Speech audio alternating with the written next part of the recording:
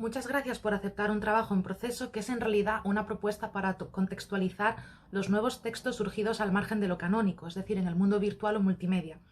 Lo que voy a hacer es intentar presentar brevemente mi marco teórico e intentar imbricar las teorías sobre hipermodernismo y neobarroco que estudian la virtualidad y el horror vacui del storytelling contemporáneo, pero que no dialogan entre sí.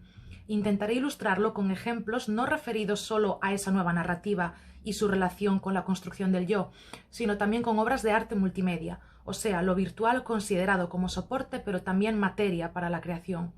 Lo que todas estas obras tienen en común es su carácter cartográfico. Las redes sociales funcionan como archivos personales autobiográficos, como mapas de las memorias y narraciones tanto como para los demás como para una misma. Se trata de una nueva escritura conectiva, concebida desde la soledad del yo para el otro y en aras de buscar una reacción del receptor que verifique esa identidad emitida. Inicialmente me pregunté qué sucede con la narrativa actual y el hecho de que gracias a las redes sociales y la democratización tecnológica todo el mundo podamos narrar nuestra propia historia. Asimismo, ese tipo de textos no solamente se basan en la palabra, sino también en la imagen y en el hipervínculo. Por tanto, existe ya una intertextualidad consolidada en el imaginario colectivo. En ese sentido, podemos considerarnos todas web actors, citando a Tranche 2016, o sea, generadoras de contenido. El objetivo de este trabajo es abordar el storytelling o narrativa teniendo en cuenta cómo la autoría es un concepto cada vez más difuso. Llevando a las últimas consecuencias esta idea de la autoría difusa, podríamos incluso afirmar que todas somos autoras extracanónicas, dando forma al contenido directamente, reposteando con comentario, participando activamente en nuevas formas de literatura como la twitteratura, bionarrándonos en stories y posts, y también indirectamente, likes o tiempo de conexión a un post. Cualquier movimiento, por pasivo que éste sea, se mide y condiciona la forma en que se genera contenido. Siguiendo de nuevo a Tranche, podemos establecer una diferencia básica entre consumidores de libros, periódicos y espectáculos y prosumidores, que se relacionan con el contenido propuesto de forma activa, pero también creando su Internet persona, que puede ir desde una identidad más virtual a un auténtico y propio metarrelato del yo. Otra cuestión interesante es hasta qué punto quien genera contenido más canónico, o sea, literatura explícitamente online, en la red puede separar su identidad como autor de la persona. Tenemos el caso de la nueva generación de poetas de Instagram, como Irene X o María Vera, cuya obra en ocasiones es inseparable de esa Internet persona, y más adelante hablaremos del concepto de selfie y lo que eso significa. Algo interesante de estas y otras autoras es que su obra poética no solo vive de esa imagen virtual más o menos autobiográfica, sino que culmina al otro lado de la pantalla no solo mediante publicaciones clásicas en formato libro, sino también mediante intervenciones del espacio físico como la poesía o guerrilla urbana o participaciones en poetry slams. En otras palabras, tenemos ante nosotras un fenómeno multimedia que no necesariamente se circunscribe únicamente a lo digital. Las preguntas que esta nueva intertextualidad suscitan son difíciles de medir cuantitativamente. ¿En qué manera estos textos pueden pertenecer al canon, condicionan nuestro gusto o nuestra percepción del mundo y, por tanto, influyen en la producción y edición de artefactos culturales más clásicos o canónicos, o físicos, si queremos? ¿Cómo analizarlos y, llegado el caso, insertarlos en la tradición? Y la más problemática por su propia naturaleza, ¿son flor de un día? En definitiva, cabría preguntarse si son estas nuevas formas de narrativa, dado que se entrelazan sin aparente jerarquía palabra, imagen e hipervínculo, o si tal y como se hipotetizó al inicio de este trabajo, son productos efímeros dado el constante flujo de textos e imágenes. En cualquier caso, parece interesante abordar un posible estudio sistemático de estos textos, aún a nivel sincrónico, pues en mi opinión es pertinente al menos un análisis puntual dado la relevancia del fenómeno, para lo cual es necesario distinguir entre el storytelling tradicional del nuevo story living, una etiqueta que ya acuñó Orihuela en el 97. Esta etiqueta, además, bien podría aplicarse ahora al análisis de los continuos ensayos personales creados específicamente para generar interacción en las redes, oralmente, en historias de Instagram, en Snapchat, pero también en los blogs, en los antiguos blogs. Son un fenómeno, además, que hay que tener en cuenta que está condicionado por el soporte, imagen, brevedad, límite de caracteres. Dos son las características que identifico en este estudio preliminar: la multiplicidad de mensajes y emisores con la consecuente transformación progresiva de los mismos y el ansia por una experiencia total. A un nivel formal podríamos hablar ya de una hipermodernidad bien diferenciada, aunque heredera de la posmodernidad, y a un nivel estético vincularía yo estos artefactos culturales al neobarroco. Parece pertinente recordar que según Martínez el barroco es una respuesta a la crisis, teniendo en cuenta, sin embargo, que en el barroco y su doble, en el año 90, Gaucksmann y Jarauta puntualizaban, y cito, que más que de una vuelta al barroco, habría que hablar de una vuelta del barroco, entendido no ya como algo históricamente delimitado, sino como una forma de organización cultural con estrategias de representación propias. Los estudios sobre neobarroco a nivel global, y dejamos de un lado en este trabajo lo específicamente latinoamericano, sugieren una interesante contraposición entre la espectacularidad de la contrarreforma y el último capitalismo. Exceso, no necesariamente placer estético. Angela Andalianis comparaba, por ejemplo, el Vaticano con Times Square. No necesariamente calidad artística, pero sí ese sentimiento de grandiosidad. Podemos estudiar el neobarroco como una suma de estilos y conceptos, es verdad, pero no se trata de una mera adición, no es un simple hibridismo, sino que se suma y se reinterpreta. Sin embargo, hablando de nuevo de hibridismo, lo importante no es lo que se deja fuera, sino lo que se incluye, la periferia de lo aceptable. En otras palabras, lo que era marginal ahora tiene voz, o podría tener voz.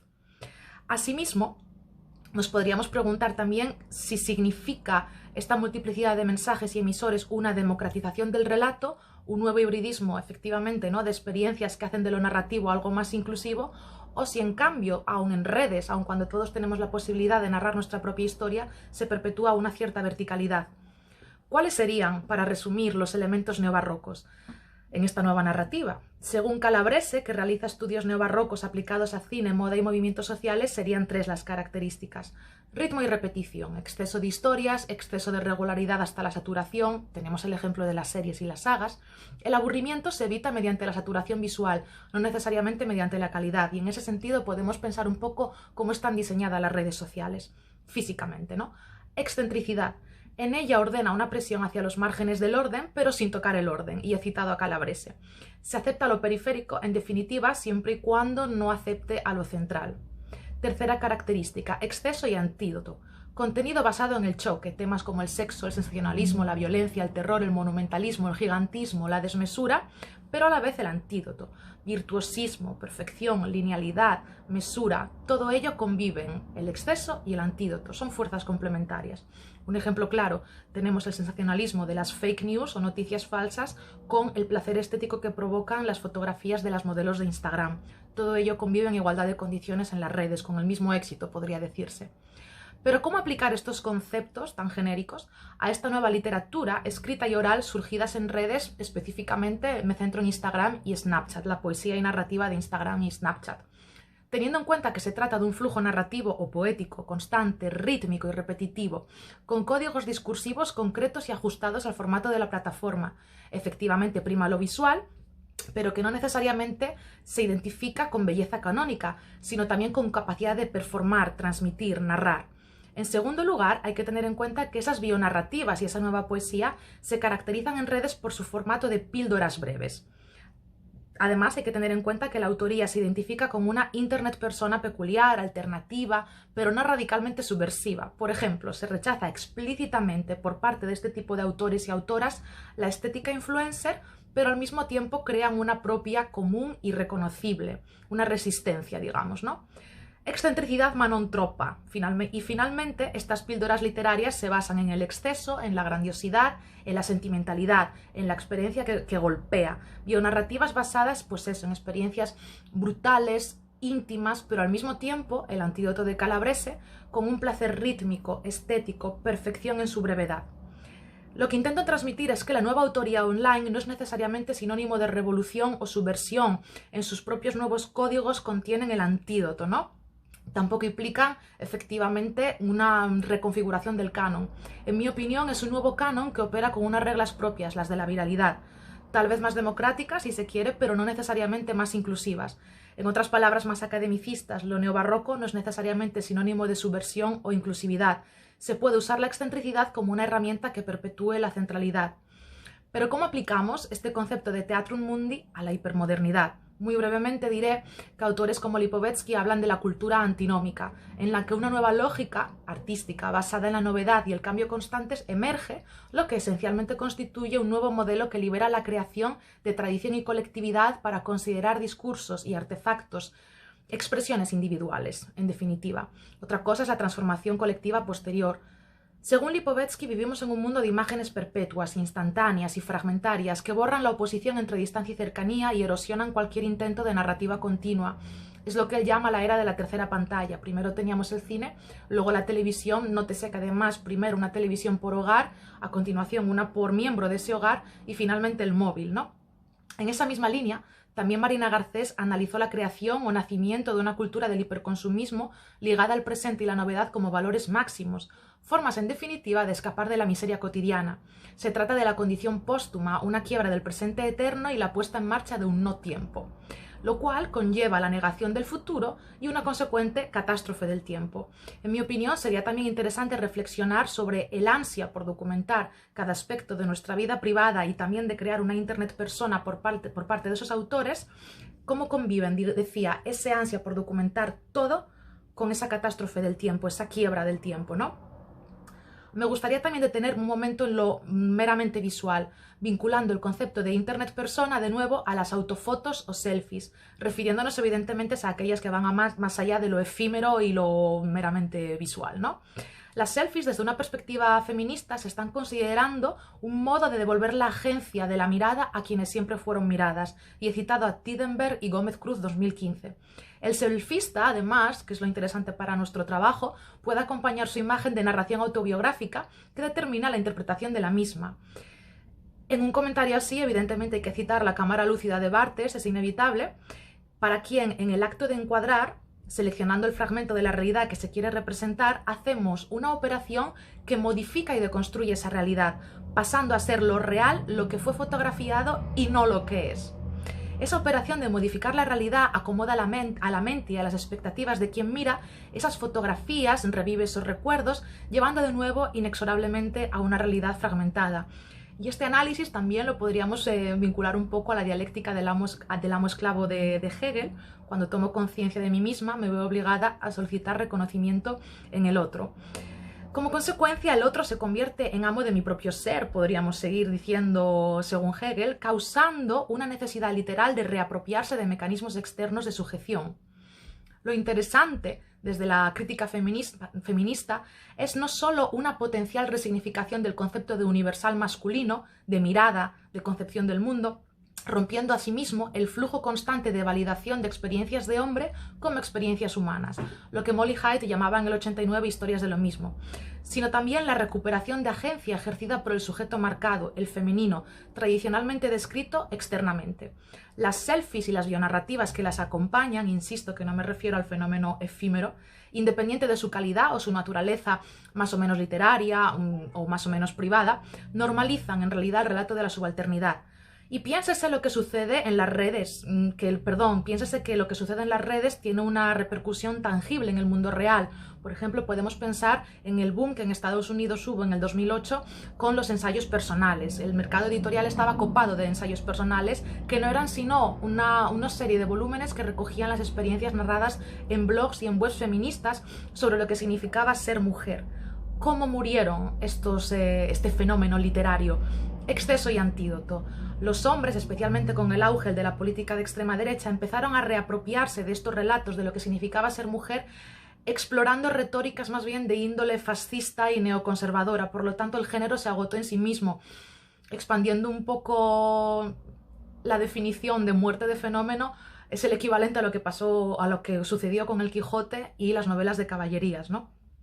Volviendo a la problemática de autoría y recepción, así como a la dificultad de analizar textos y discursos de naturaleza variada, variable, inestable, pues no podemos estudiar del mismo modo los archivos personales y las obras con clara intencionalidad literaria que surgen online, encontramos en el mundo del arte una serie de obras híbridas con una vocación independiente al soporte que ya no es un condicionante, la red social o la web ya no es un condicionante, sino que se convierte en materia creativa.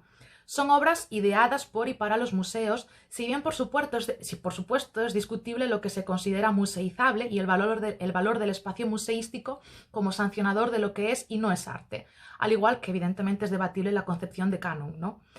Citaré nada más que un ejemplo por cuestiones de tiempo, que sería Skin y Screen, piel y pantalla, de Elsa Cuesta, realizado en el 2019, quien a partir de sus datos privados generados en los últimos 10 años en Facebook propone un ejercicio de decodificación y posterior materialización de su información en forma de tejidos, tapices e instalaciones lumínicas.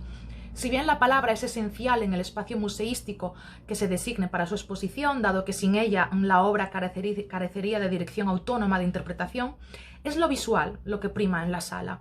Lo interesante es que esta obra nace del código proporcionado por la red social como datos medibles que, salvo por las interacciones pasivas, clics, me gustas o acciones de compartir sin comentario, ¿no?, nacen sustancialmente de la palabra. Cuando yo comparto, escribo. La artista clasificó sus datos en 3 categorías: autoedición o acciones voluntarias que contribuyen al diseño del propio perfil; interacción, aquellas correspondientes al intercambio de información con otros relatos; registrales, acciones propias de la plataforma realizadas al margen de la usuaria, con fines analíticos y, en última instancia, comerciales. Sabemos que venden nuestros datos, ¿no?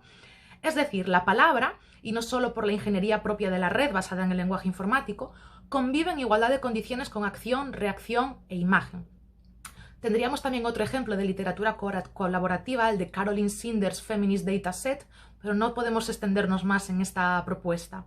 Para concluir, diré que el objetivo de este trabajo ha sido presentar muy brevemente una contextualización genérica de las nuevas formas de literatura online, de creación online en definitiva, estructurada al amparo de las teorías neobarrocas y subsidiariamente hipermodernistas, que tienen en cuenta la multiplicidad de textos y narrativas, su naturaleza híbrida y además el nuevo concepto de autoría difusa gracias a los mecanismos colaborativos. Glucksmann, recuérdese, igualaba la folie du voir barroca al giro hacia la abstracción de las vanguardias al principio del siglo XX, y hoy he pretendido demostrar la vigencia del paradigma neobarroco en el ámbito de la era de la pantalla que proclamaba Lipovetsky. Más que responder a cuestiones concretas, este estudio preliminar propone plantearse nuevas preguntas y generar un debate sobre las nuevas fronteras del canon, pues sabemos que la relación entre mirada y objeto continúa condicionada por la invisibilización sistémica. Lo relevante, y eso lo sabemos, depende del grupo de referencia que observa. Con esta propuesta pretendo analizar en el futuro bionarrativas de mujeres que utilizan la palabra fuera del libro para arrojar luz sobre las experiencias contemporáneas de ser mujer. Muchísimas